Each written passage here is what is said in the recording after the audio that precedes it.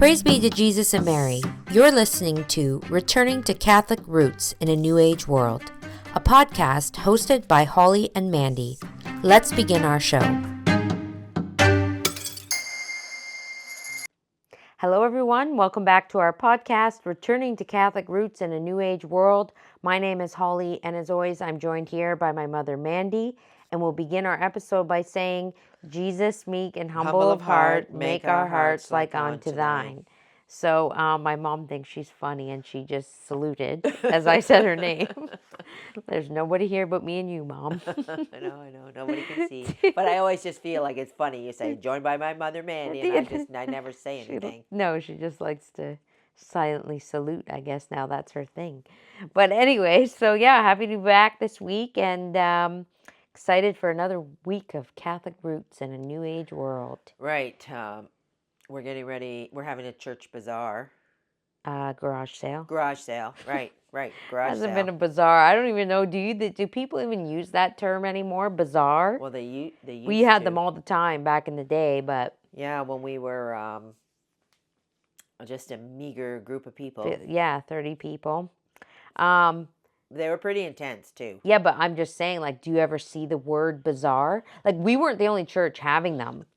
No, all churches like had all bazaars. churches, United churches, they were having. You would always saw like down at the local United Church Bazaar. A couple of weeks ago, we talked about when you were in St. Thomas, and how the people were reacting to the nuns there. Mm-hmm. And there was a big Catholic church in St. Thomas. It was called St. Anne's, Mm-hmm. and it had a huge. It was like renowned bazaar. Oh, that's what that one lady was talking about. Yeah. Because there was somebody that mentioned to sister, I used to go to St. Anne's. Yes, and it was huge. And when she said this, and I was like, I had never been to St. Anne's. When someone says St. Bazaar. Anne, I always think of St. Anne de Beaupré in Quebec. In That's Quebec. the famous, because she said the famous St. Anne's, and I was like, St. Anne de Beaupré in Quebec? Like, that's the famous St. Anne's to me, but... Right, no, but in St. Thomas, and it was almost like a carnival. Oh, okay. It was that big. They put on this massive... my dad I'd never seen it, but my dad told me, oh, yeah, he said, in St. Thomas, he says, they got a church there, St. Anne's just goes all out. Well, Huge. we're gonna have iced coffee and a candy bar at our garage sale. Right. We're gonna make it a little special, try to, a little bake sale, try to raise some money for the school, and it'll be fun. Right. So, and maybe we can turn it into a carnival. A carnival. Well, not this year. I'm only bringing my junk this year. I got a lot of junk I want to get rid of, but yes. In the old days, we used to have a penny table. Yeah, our bazaar, like in the old days, it wasn't really a garage sale. We would have actually remember we had a penny table, and then remember we had a food hamper. Yeah. So everybody would, I think how we would do it is, actually, maybe we should bring back the food hamper. We used to put a big tote in the vestibule of the church. Yeah. And like maybe a couple months before the bazaar, and people would just bring food items every Sunday, like bring one thing every Sunday. And by the end, this food hamper was pretty substantial. Right, and we would raffle and then we would raffle it off. We should bring back We the used to food do all hamper. kinds of raffles. We used to do, we used to buy a doll. Yeah. Yes. A big doll, like a substantial doll. Like a nice dolly for the little girls, and it was called Name the Doll. It was Name the Doll. And so... Yes, I forgot So you would about have all this. these names like, Holly, Mandy, Mhm, Emily, whatever. And then you would buy a ticket, and the ticket would be $1. And you could pick a name off the board. And you could pick a name, and you would write your... Or you would write your name under the name. Under the name, right? So, and the name was previously picked, and it was glued or in an envelope on the back. On the back, right? And we used to do a car for the boys, and we would, have all these, like, T-Bird, whatever. Yeah, Thunderbird, like all these cars, names. Camaro and stuff. Yeah. Yeah, I forgot.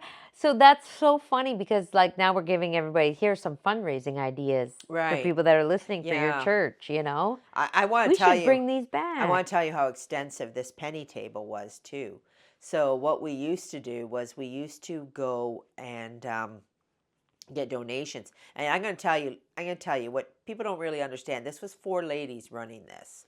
Yeah, just 4 ladies for a church of 30 people. Yeah.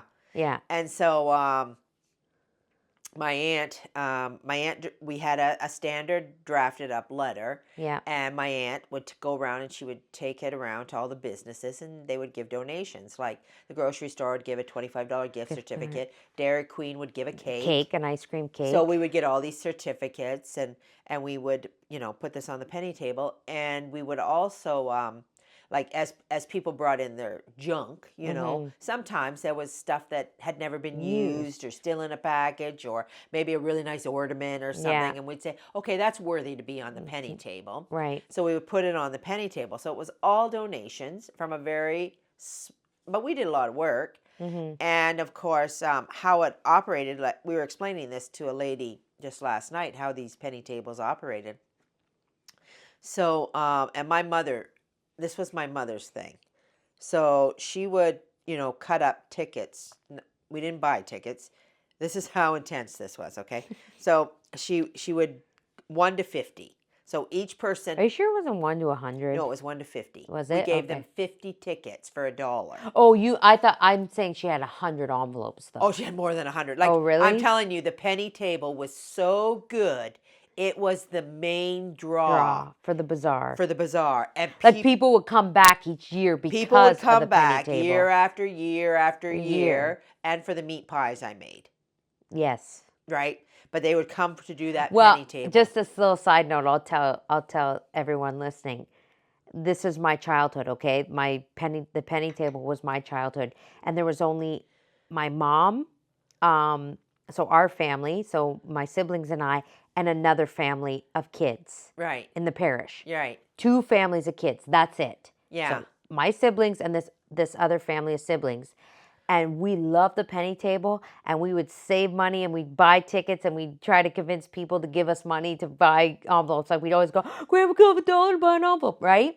And then there was this woman that used to come to the bazaar, Right. and she wasn't from our church, but she would come every year for this penny table. And she when made- we saw her walk in, we were like, no, she's here, because she cleaned house. But to be fair, They spent a lot of money. they spent a lot No, I know. of money. But I'm saying this is kids, right? Right, yeah. So we would see her coming, and I remember us and they were our friends because we were the only people in the church, and we'd see her coming, and we'd be like, no, she's here. Because we were kids, so we didn't really care about the church making money. We just wanted to win the penny table stuff. When we saw her walk in, we knew it was over. Right. But I'm sure all the adults were like, she's here. You Yeah. know? So what my mother would have Yeah, these back to your envelopes, thing. and they were in a suitcase, right? And she saved it year after year Yeah. after year. So We use the same tickets. the same ticket. So it's so you buy 101. Yeah. So she's got a notebook. She says Holly has purchased the ticket 101. So she writes it in her So notebook. the envelopes and hands her the envelope. The envelopes were numbered from 1 to however many she had. So she had envelope number 1, envelope number 2, et cetera, et cetera. And if you were the first person in the door, you walked in and you got envelope number 1. And then she had a notebook and she wrote your name by the number 1 spot. And then all the little stubs inside your envelope all said 1 on them. Right. So, but what that meant was we used these year after year. So after the penny table was over, My mother she drove. sat there for months organizing All- and putting all the stubs back in their correct envelopes. And a huge amount of work. Huge amount of work. And we had our little, we had it all set up. It was really Well, good. and you know what? Talk about being resourceful. Yeah. Like, that's the number 1 resourceful right there, because we never had to buy tickets. No, we never bought We anything. just reused her envelopes year after year after year. year. Yeah. You know, and she would count them, and maybe some envelopes would get wrecked or something. And then she just replaced as need be. But yeah, but yeah. So, and yeah, as soon as the bazaar was over, she toted all that stuff home, and Yeah. she would dump it on and begin the process of resorting the numbers to put back in their envelopes for next year. Now that's dedication for you. Yeah, my mother, dedicated right Right to the core. right to the core. And then people would come in too. They would want to have numbers at the beginning. They would want to have numbers at the middle. And they Well, would yeah, want to see, have numbers at the end. I always ask for number 13 Yeah. because that's my birthday.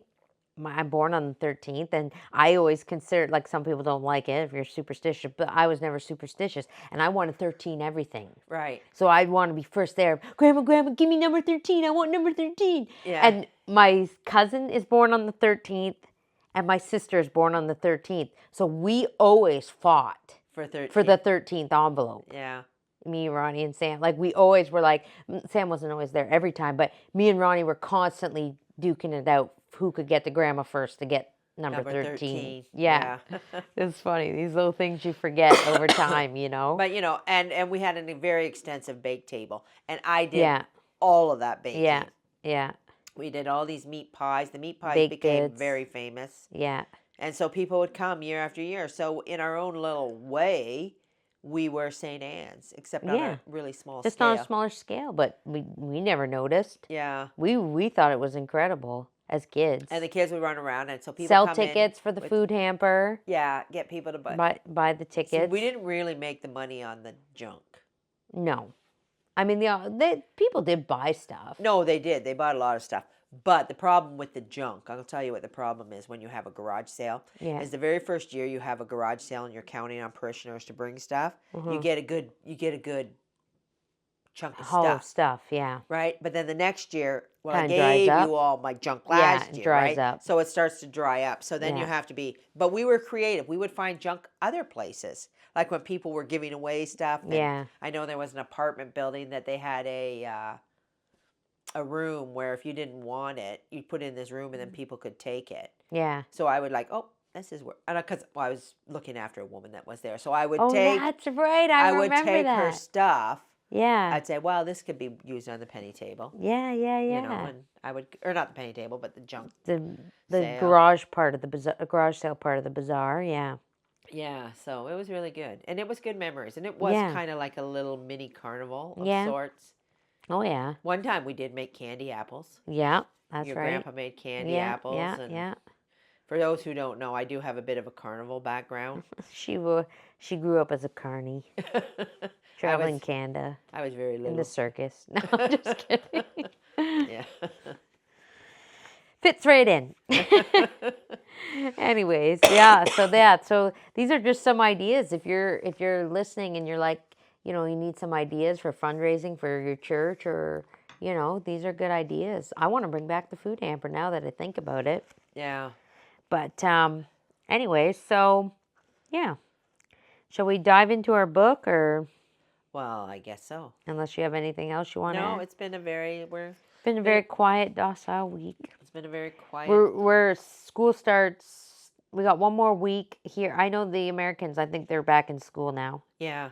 but we still got one more week.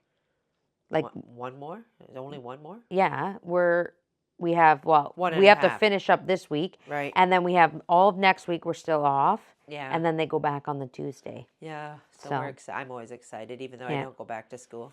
Oh, I'm excited. I am excited now that there's a school for my children to go to. Yeah. It's a blessing for sure. Okay, so so we're reading, for those that are new to the podcast, we're reading from a Handbook of Good Manners from the Mother House of the Sisters of Charity. And I always like to say before we start, just in case you are new, this book was written for nuns as kind of like a guideline rule book of etiquette, but we just kind of take it and apply it to ourselves, because if the nuns are doing it, we should be doing it too. You know? And I know we've said this, but etiquette is lost. It is lost. And it's necessary. Like etiquette is so necessary Yeah. to bring order to society. Yeah. Like how comforting, I know we've said all this, but we'll say it again. Uh-huh. How comforting it is that if everybody knows how you're supposed to act at any given moment, Mm-hmm. it brings order, right? Yeah. When people don't act in the way that's expected, it brings chaos. Yep. Yep. So Okay, so this subsection we're on now is called Manners at Spiritual Exercises in General. Okay, so quote, be punctual. Latecomers cause distraction and annoyance. Unless the spiritual exercise be held in the chapel, bow to the presiding sister by way of expressing regret at your lateness, end quote. So, I mean, what you literally just said, if you're not following proper etiquette, you cause disorder. right. Latecomers cause disorder, And while there is distraction, dysfunction. There is a Science of the Saints on punctuality Yeah. in the Catholic Family podcast.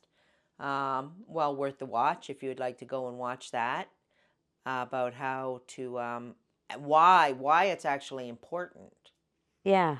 I mean, in that Science of the Saints, it says that nobody is going to go to the confessional to say they weren't on time. Right. Like, I mean, You know, how often do we not even consider that that's a sin? no, it's not a sin. Or not a sin, but It's like, a vice. it's a vice. It's a Sorry. Yeah. vice, right? So, but the problem with vice, so there's a difference, right? So, not just because it's a vice doesn't mean it's a sin. Well, yeah, it's a bad habit, I It's guess. a bad habit. But what happens is the more vice you create, The more disorder you. the more disorder you create, and the more it leads you to sin. Right. Right. Right? So virtue is the habitual practice of what is good Right. that leads you to holiness. Right. Where vice is the habitual practice of bad Right. habits that lead you Well, and like away from God. I mean, if we are considering, like, what is a sin, like a lack of charity. Yeah. I mean, and by coming late, it's a lack of charity to others, a Right. lack of consideration to others and someone else's time. Right. Like, well, and it's a whole issue of respect. Yes. Like, if somebody, I mean, here they're talking about spiritual exercises. I'm just talking in general. In general. Like, if somebody is putting something on and you come late, you disrupt everything they've planned. You disrupt everything they have wanted to do. Yeah. And it kind of starts everything off on a bad note. Right. I mean, well, if you're in the public school system, right? I mean, but this is back in the day. Who knows what they do now? I think it's just so disorderly, Yeah. the school system. But I mean, back then you were only allowed so many lates. Yeah. Like you're only allowed, and then you'd be in a detention. Yeah. Yeah. Right, especially once you get to high school, Yeah. right, and stuff like that. But in grade school, and you used to have to bring in a letter to explain why you're late. Right. Like you didn't really have an automatic pass for being late. Well, and actually, it's funny because when you think about, like, we're talking about, like, there are obviously times, where being late is completely out of your control. Right. But, we're talking about habitually. Habitually, where you don't actually have any consideration. You don't have any consideration, where you're just like, you're running late and you leave everything to the last minute and you're constantly, like, I think about when for 11 years, I was a dental assistant. And I will tell you, I'm sure there are many jobs, but especially that job, you could never be late. No. For that job. Yeah. I could never be late for work, because if I was late for work, that stopped. It stopped my boss's whole schedule. Yeah. He couldn't do it without me. Right. Because he didn't know where anything was. So he'd be there. He would have a patient. He would have a patient, and if I was late, and the patient be there waiting, and he would be there waiting for you to show up. Well, and actually, in fact, the dentists know that, so they make it almost physically impossible for you to be late. Like, because my day, like, so say my first patient was at 8 o'clock. Right. I had to be in that office at 7.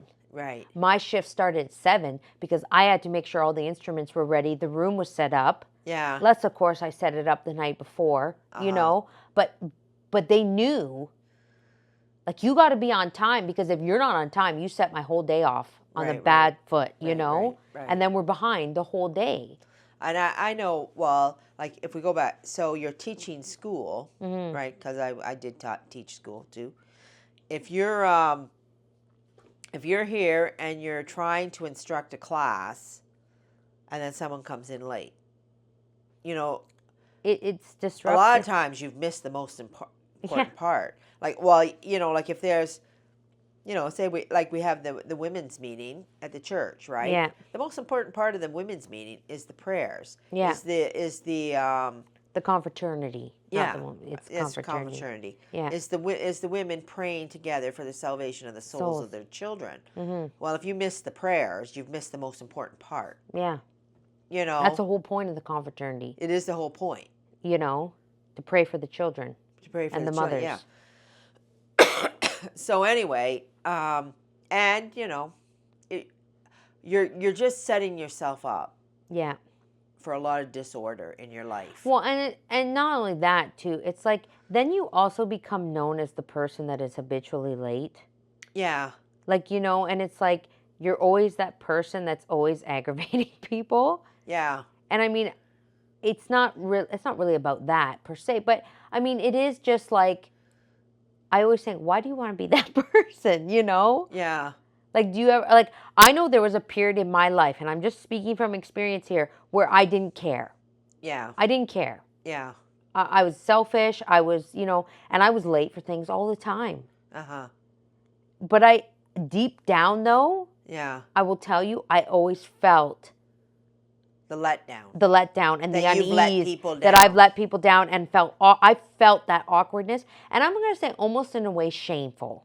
Right. You felt ashamed, that Yeah. you're like the cause of this, that I'm late and I'm stressing other people out. Right. I felt that, Yeah. Yeah, So, well, you know how your grandmother is. I always bring her up, but she is the one. If there's another woman more dutiful on this planet than my mother, I am not sure who it is. Yeah. And she cannot She cannot be late. be late. Ever. It goes against every And fiber. by being late, that means she's not there a half hour early. Yeah, it's not like, we don't mean like walking in when something starts. I was half an hour, maybe 45 minutes early. Yeah. She wants to be early for everything. My husband's the same way. Yeah.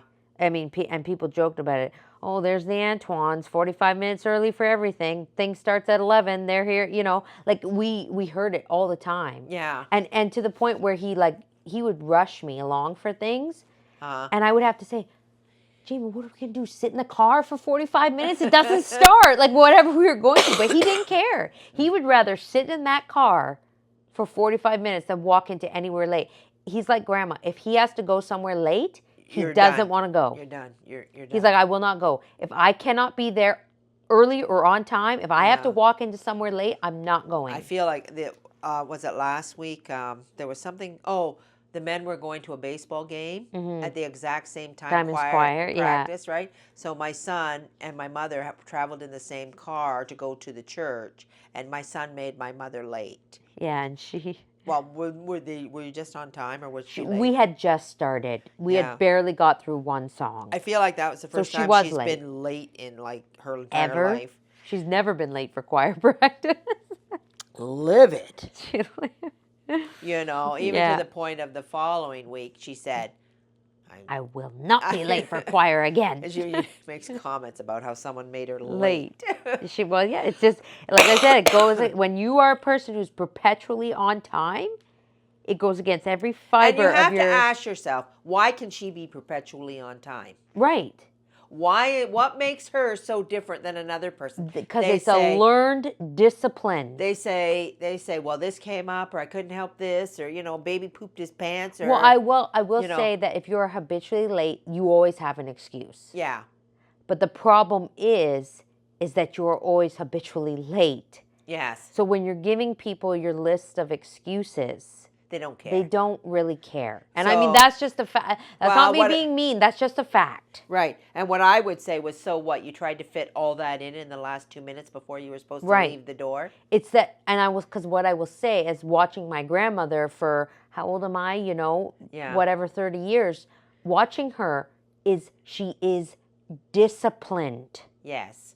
She has disciplined herself so that when she has something to do or be somewhere, that comes before anything else. And I will use the word regimented. Yes. That, okay, so today I have to go and do this. So I'm going to plan out my day so that I can make sure I leave in enough time to be on time. And let's be real, it's not like this. I mean, maybe now she does nothing but get ready to go out. Yeah. She's 80. But that wasn't always the case. No, this is the woman who did a lot. Sorts penny table tickets for months. Yeah, to get them ready for the next year. Yeah. Yeah, and we're not talking about that's the other thing, as just quick. We're not talking about, she goes home, shoves them in the closet, and pulls them out a week before the next bazaar. No. No. No, She no, went no. home and sorted those tickets right Immediately, away. because they needed to be Ready for next year. So as soon as she knows she has to do something, It's done. it's done. Yeah. Yeah. So I guess this is, those are, my mother's not perfect, but those are good qualities that you is- learn from people. in this aspect, she's pretty darn close to being. Perfect. Yeah. Okay, so, and then quote, and again, just one firm sentence, quote, take your place quietly. Yeah. End quote. Yeah. Like, yeah. Excuse me, up, down, click, clack, So you're late and then you're noisy. Like, don't be, like, if you have to be one or the other. You can't be so both. who's ever, you're going to a lecture or something, the guy, and the person's up at the podium and he stops. We'll just wait for so-and-so to get seated. Yeah, you don't want to be that person. Because they're causing massive destruction. They're disruption. Okay, quote. Okay, so now we're going back to spiritual exercises here. We got a little bit off topic because this is about spiritual exercises. So, quote, make the sign of the cross with great reverence, being sure that your fingers touch each shoulder in indicating the crossbeam. Yeah. The tremendous meaning of this sign should inspire fervor in making it, end quote. Right. So you should touch each shoulder Yeah. in the crossbeam. Yes.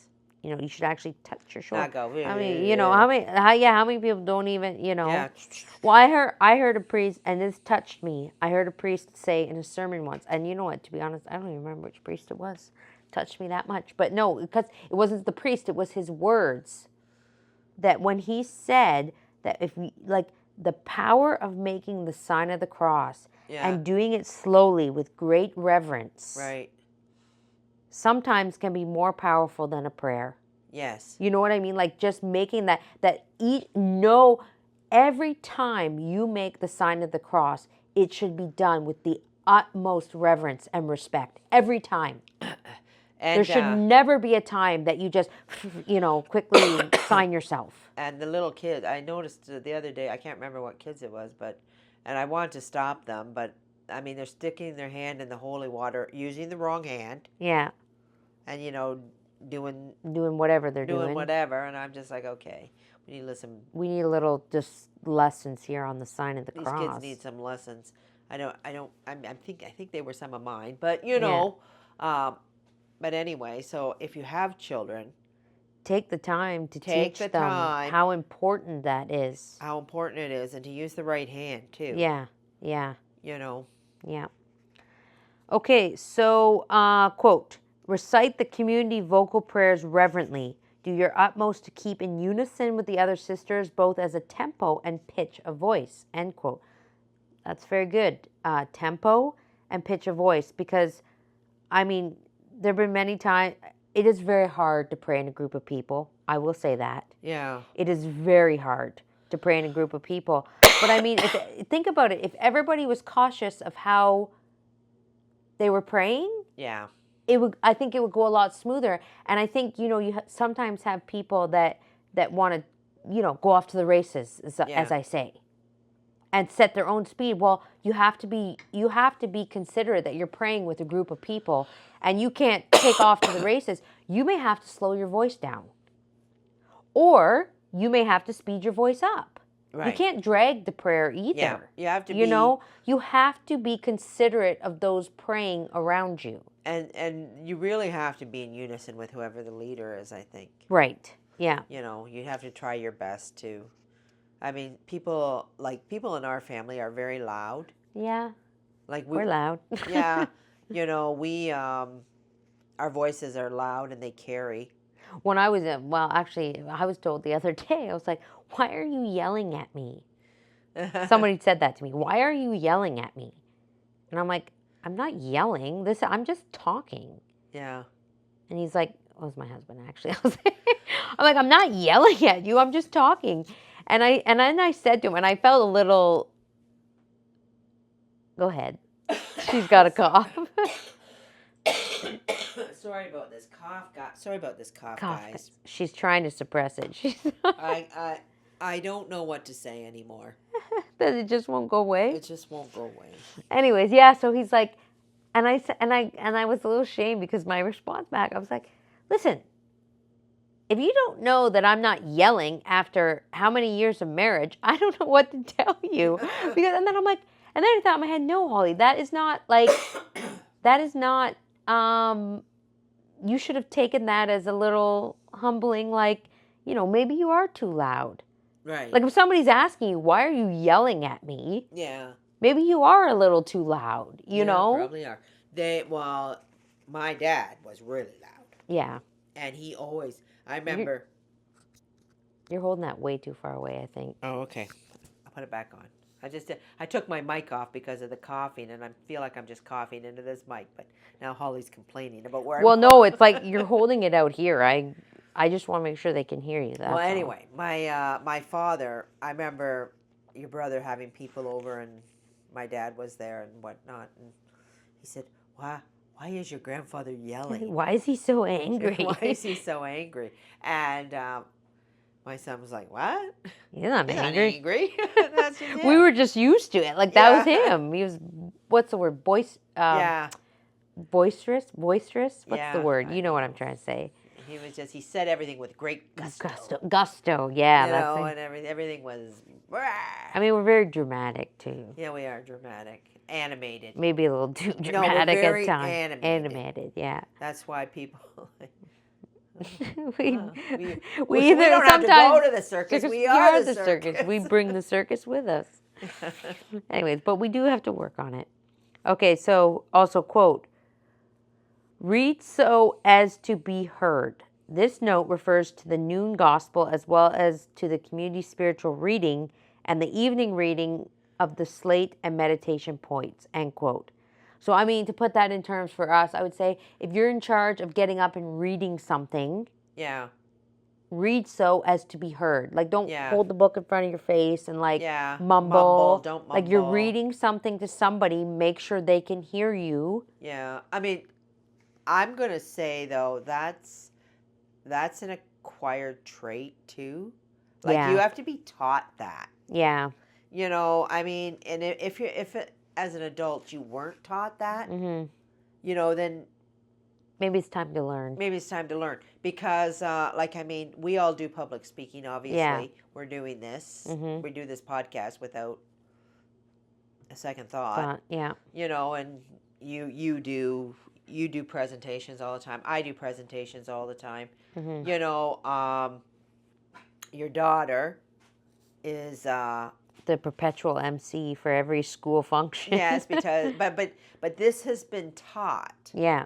I mean, maybe it helps that we're loud to begin with, so we have these clear voices. Yeah, but no, I would say because I don't think my daughter is overly loud. No, she's not. And she was taught when the first year they did that little pilot school, I call it, at the church, and it was a little school we had in the basement, and they did public speaking, and they had to write essays and then read them aloud. I think it was homeschool day. Yeah, it was something. Anyways, and you worked with her and you taught her how to project her voice. And you taught her, like, if you're going to get up there and you're going to say a speech, people need to understand, and you need to captivate the audience too. Right. Like, there is nothing worse. Oh, I'm sure there are things worse. That's maybe a bit dramatic. There's me being dramatic again. But it's really awful. Yeah. When you have to get up, when you have to sit there and listen to somebody giving a speech and they're mumbling and you can't hear them and they're shy and they're quiet. Like, I'm going to say nobody finds it cute. Right. It is frustrating for people. Yeah. You're subjecting people to something that's not intelligible to hear. It's a disservice to people. Right. So if you're going to get up there and you're going to be in a position of a presentation or anything really. Yeah. If anything commands you to be in, and I mean, let's be real, if we're following God's will and and God has put us in that spot, why not do our best for the greater glory of God and to make sure that we don't annoy people? Right. And on the other side of things. I mean, because we are talking about etiquette. Yeah, just the other side of the coin too, though. There's always two sides. If somebody is actually doing that, like if they're giving a speech and they're awful at it, still give them your very best Oh, attention, yeah. Like, it's not an excuse and to be like, yawn. and try to follow along. We had a priest once. He was Spanish, and he didn't speak English. It's very hard to understand. It was torture. Yeah. It was Yeah. absolute torture. So he would come, he would do mass, and I mean, he spoke the worst English I'd ever heard in my life, and he would give a sermon, right? Yeah. And it was really, really painful. Yeah. Because you And couldn't understand what he was saying at you all. know, and I think in my, at the time I was always like, well, just try to pay Attention. attention, and he's Pick out a few learning, words. and maybe you're helping him so he'll get better, Yeah. right, kind of thing. And that was that. Or like Father Saunders has to go to Quebec, Yeah. and he doesn't speak And I French, can't imagine how so intimidating that is for him. those poor people have to listen to him. A Google translated sermon or something. I don't know how he does it, I don't know how he does it either, but you know. whatever.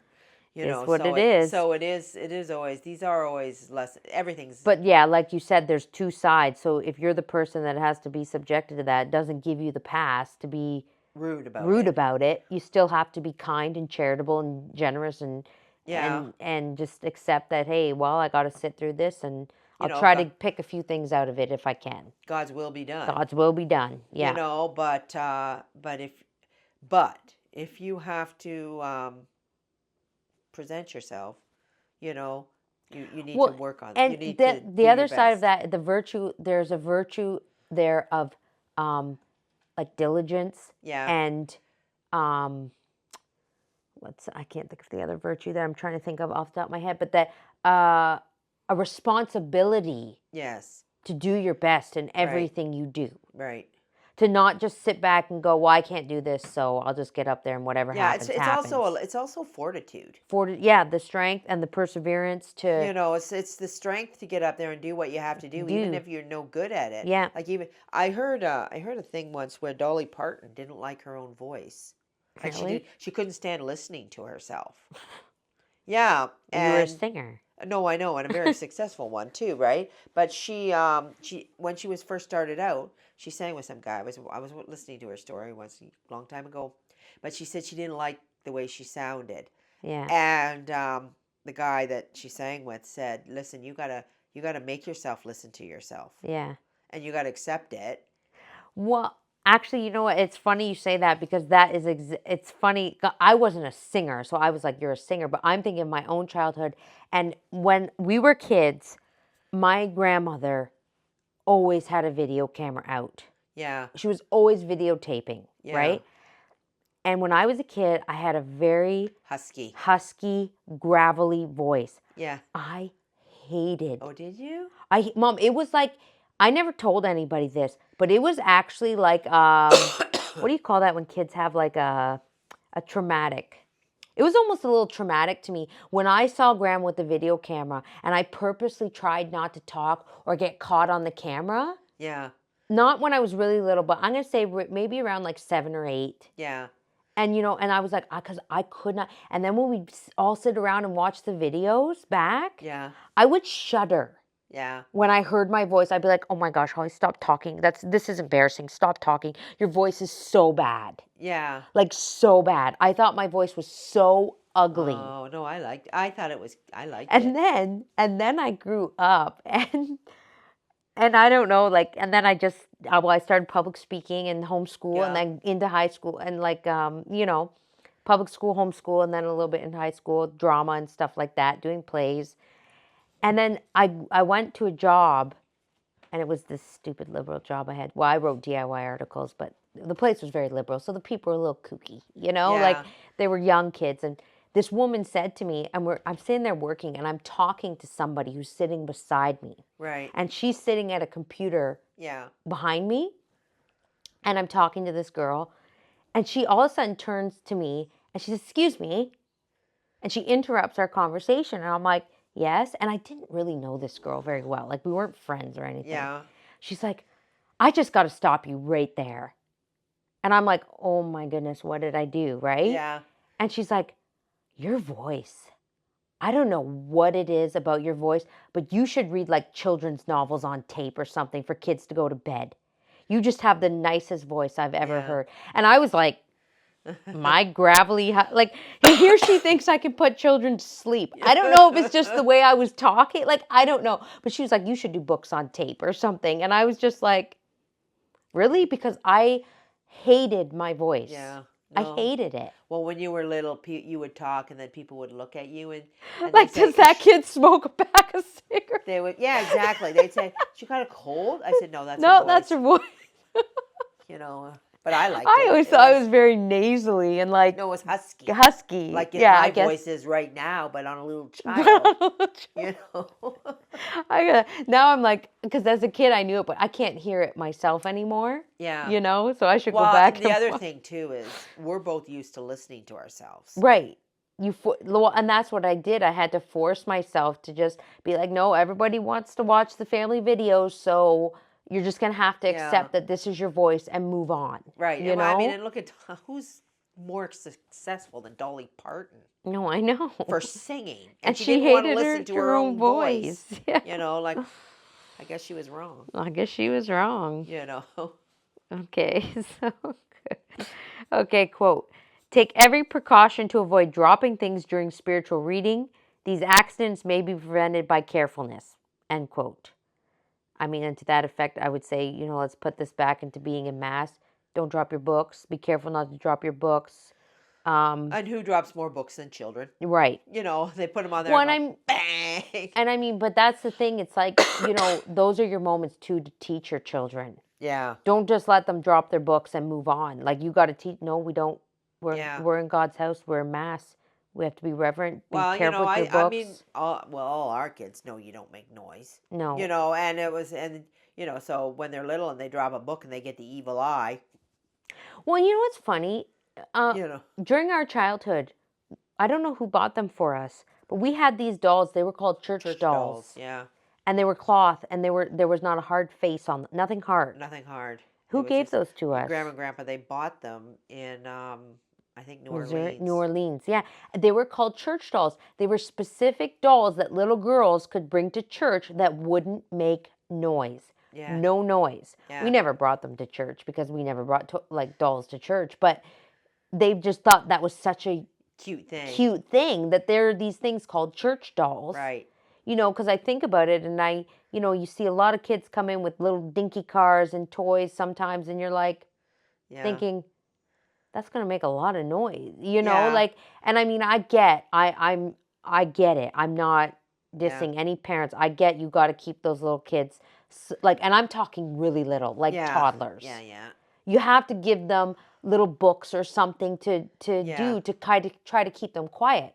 Because I'm also about, for me personally, and this is just my own opinion, I didn't want to take my kids out of church. Yeah. I wanted them to be in church and know that, you got to stay in here. The Mass is going on, So, I mean, it's just something to be cautious of is... We, your son, Doug, was sitting with me up at the front last Sunday, I think it was. Yeah, because, Sunday. the big Mass. And I was thinking in my head, here he is, he has his missal, and he's kneeling very, properly and diligently, and he's reading his missal very calmly, and he's right beside me there, and I looked over, and I had these flashbacks to him rolling around. On the floor. On the floor. Oh, yeah, trust me, he had his moments, and you were just like, if you don't get up off this floor, I swear, I'm going to lose it. And I was thinking in my head, I said, look at you now. Look at how far you've come. Yeah.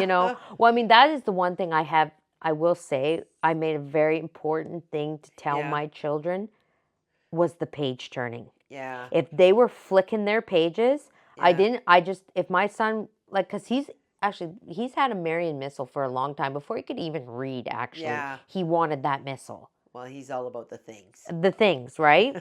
But the Marian missals, the pages can be very loud. Yeah. And I remember one Sunday, and he's flicking the pages, and I'm like, and I just grabbed his hand, and I pulled it down, and I said, very quietly, I whispered in his ear, I said, you cannot flick your pages like that. Turn them quietly or no missal. Yeah.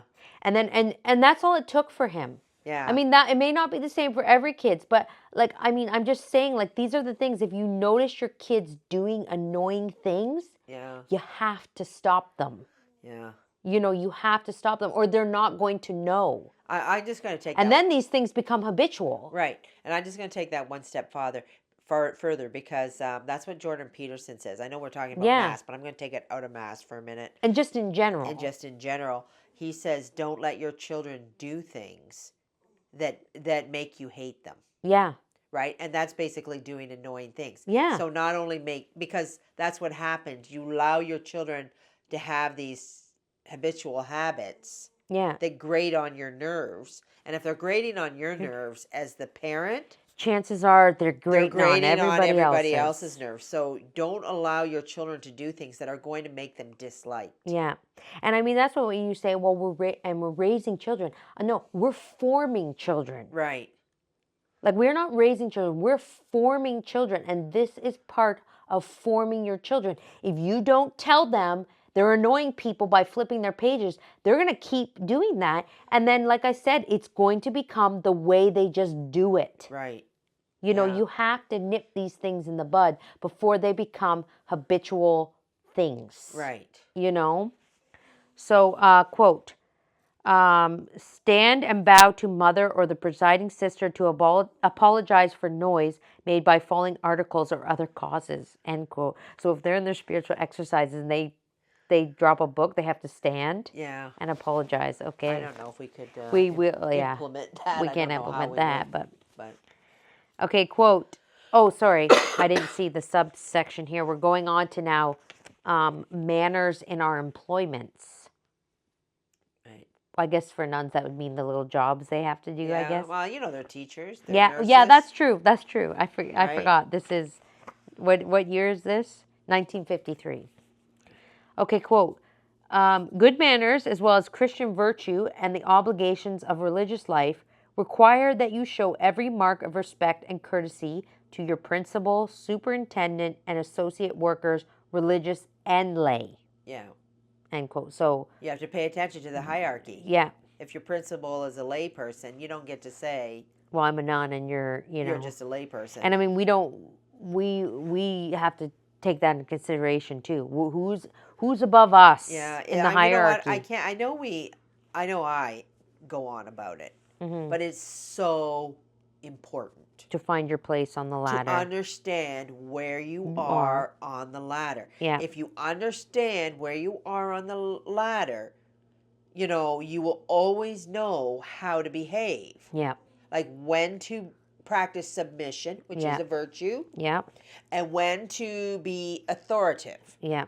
Which is also part of your duty. Yeah, you're doing your duty if you are in a position of authority. Because I'm going to say, like, I do notice in general that people are very disagreeable. Mm-hmm. And they don't comply. Mm-hmm. In general, right? Mm-hmm. So they just have they have a little problem going with the flow. Yeah. Right? And they just won't, they're just like, they have to have it their way all the time. Well, and I think that, like you said, I do really think that stems from people not knowing their place. Right. When to be submissive, when to be authoritative.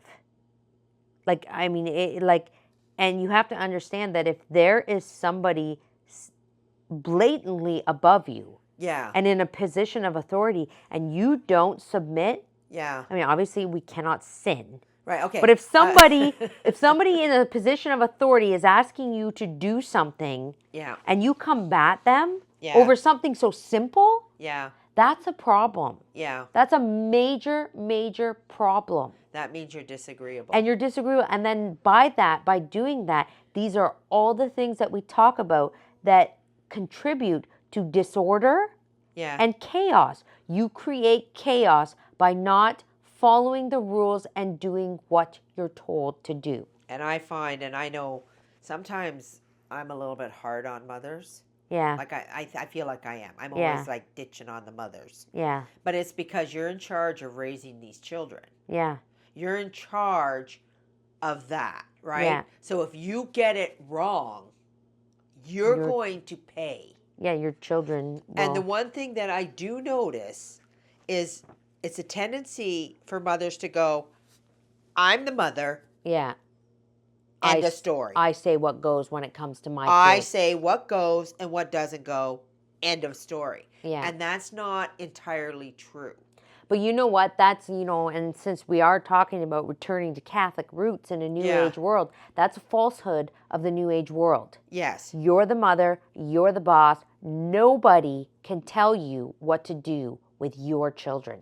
Yes. That is a lie. Yeah. That has been fed to us. Right. From New Age teaching. Right. It's so New Age. The thing about telling you what to do with your children, like, you have to teach the children respect for authority.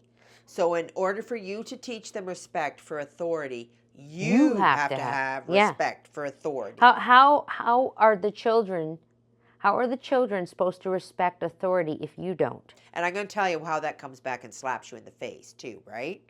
Because eventually they're not under you anymore. Right. And so they grow up, they become adults. So you become the authority that they will disrespect. Right. Right? So what you're doing is you're literally teaching your children how to disrespect you. Down the line. Down the line in the future, right? Yeah. So they have to see that you comply. Why? Yeah. That you're submissive. That's so... That you understand, whether it's to dad, whether it's to the priest, whether it's to the police officer. Anything. And it's so important for your children to see you being agreeable. Yes.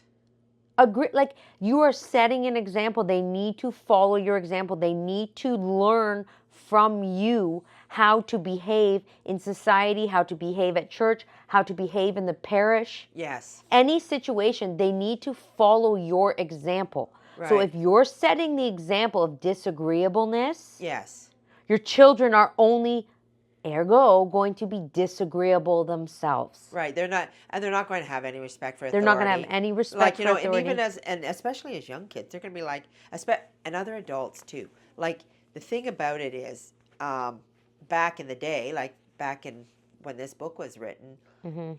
children were taught not to backtalk adults. Ever. Right?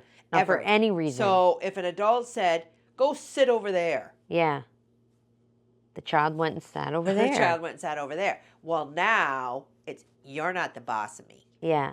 You're not my mother. You're not my mother. Yeah. Right? So parents, and I see because...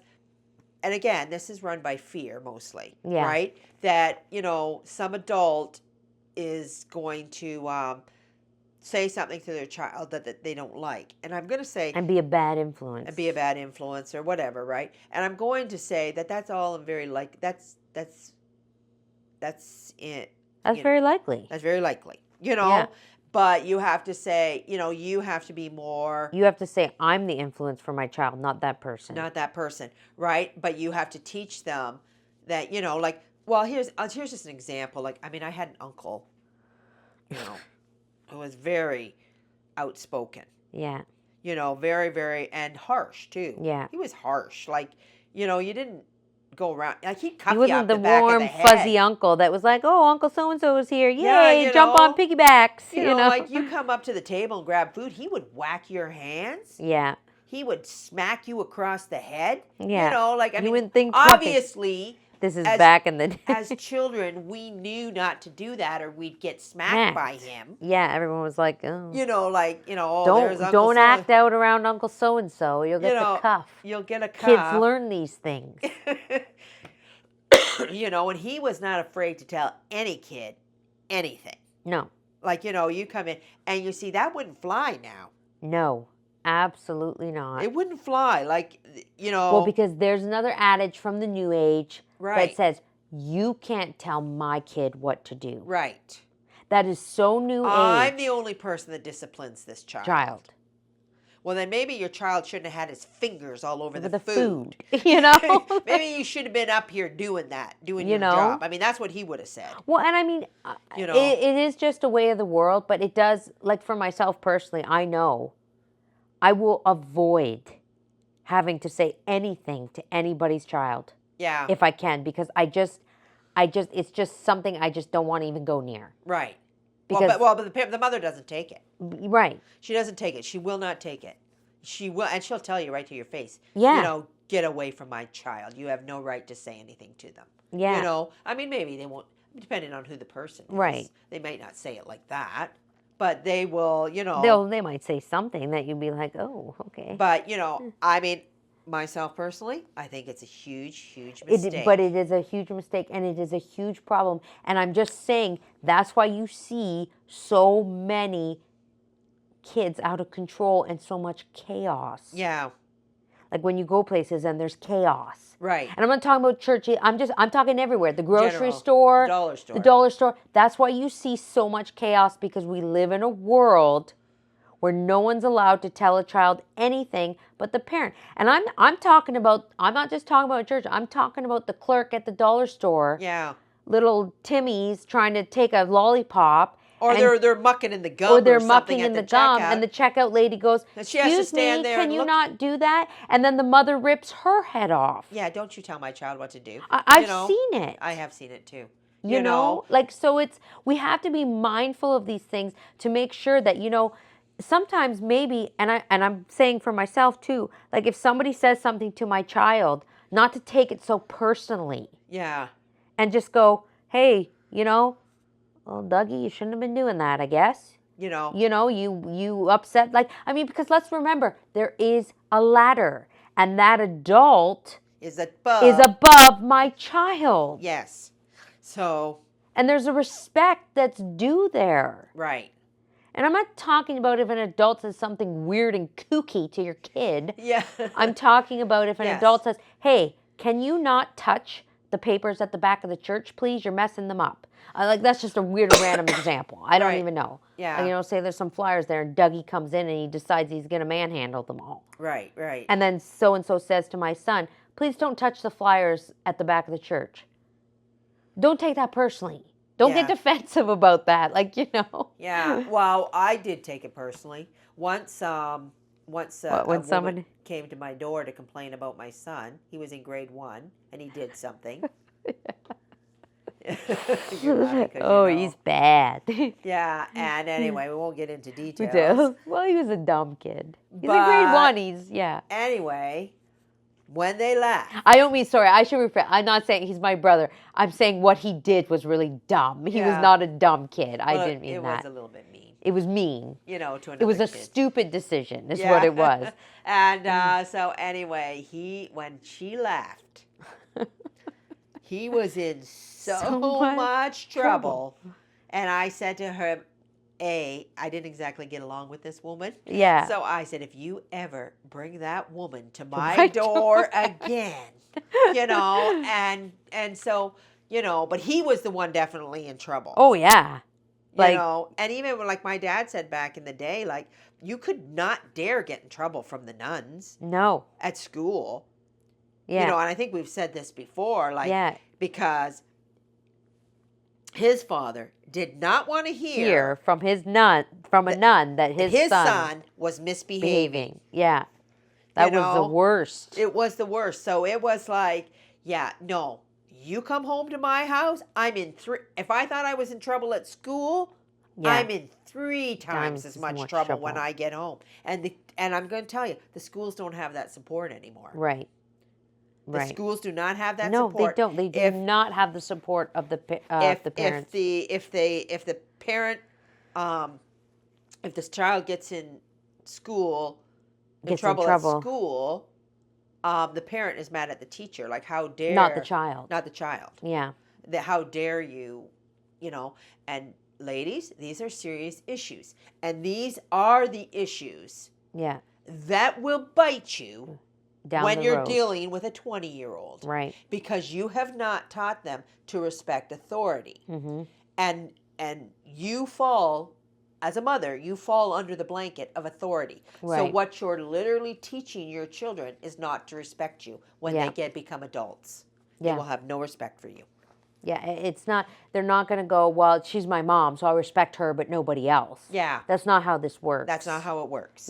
So very important things to kind of remember. I don't even know how we got on that topic because...